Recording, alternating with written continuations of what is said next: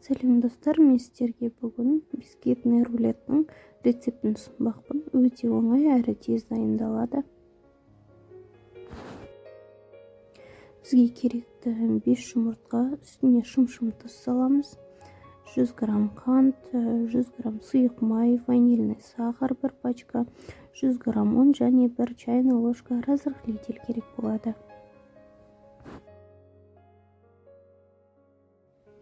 Жұмыртқамыз бен тұзымызды көпіргенше миксердің көмегімен араластырып аламыз.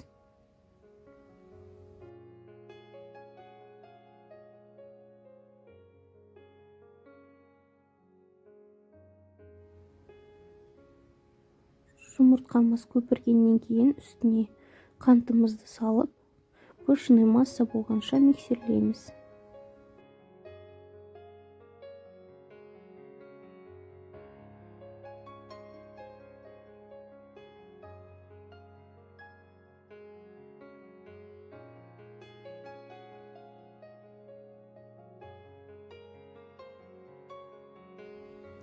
Жұмыртқамыз бен қантымыз үлпілдек аппақ масса болып көтерілді. Үстіне сұйық майымызды қосып, тағы да бір келкі болғанша миксерлейміз.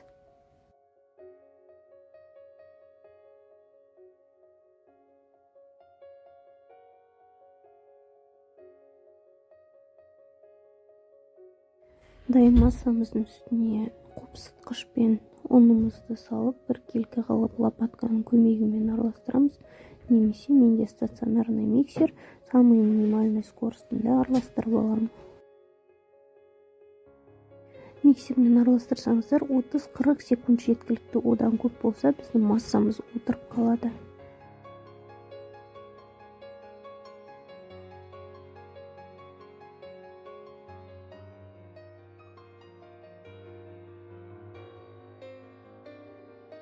Дайын болған массамызды формамызға құямыз. Форманың астына қағаз төсеп аламыз, міндетті түрде жабысып қалмас үшін. Духовкамызды алдын ала 180 градусқа қыздырып қоямыз. 180 градуста 10-15 минутта пісіп шығады. Піскенін зубочистканы пісу арқылы тексеріп аламыз.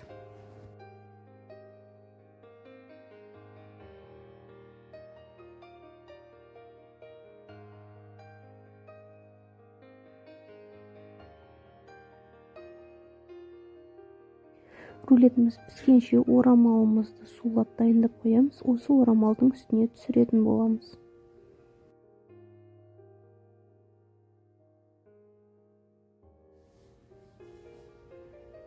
Міне бетімен түсіріп алдық. Енді осыны орап, орамалда салқындатамыз. Тек салқындағаннан кейін барып, джем, варенье, крем жақсаңыздар болады.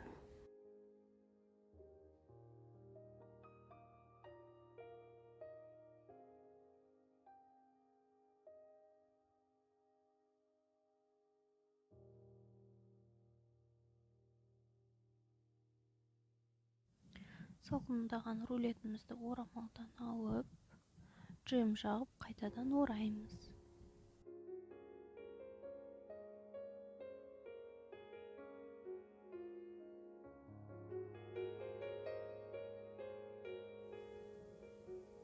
Көріп тұрғаныңыздай өте жеңіл оралады, ешқай жері орамалға жабысқан жоқ, өте әдемі болып шығады.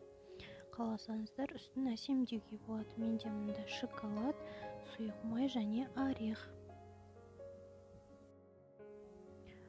Осылай әсемдесеңіздер де болады, ал мен шоколадты үстіне құйып, барлығын шоколадпен жауып шықтым бетін.